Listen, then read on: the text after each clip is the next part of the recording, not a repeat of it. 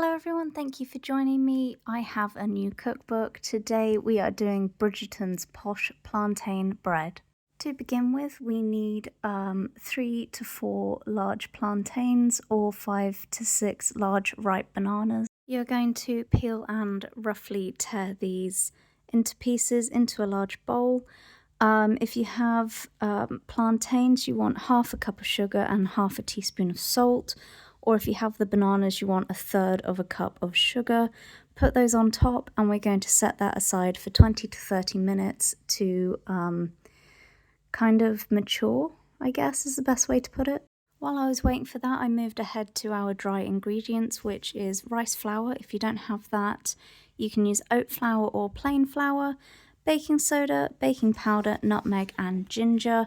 So we need 1 3/4 cups of your flour, 3/4 of a teaspoon of the baking soda, half a teaspoon of baking powder, 2 teaspoons of the nutmeg, and 3/4 of a teaspoon of ginger. Once you're happy with your bananas and they've been sitting for a while, we are going to blend those into a smooth mixture.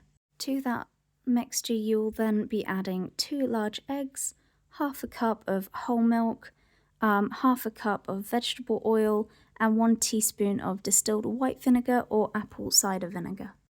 Add your flour mix to your wet mix and mix it through until it's smooth.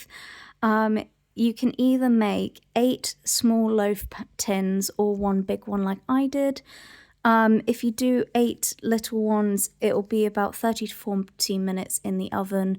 If you do a large one, it'll be about 60 minutes to 80 minutes, depending on your oven.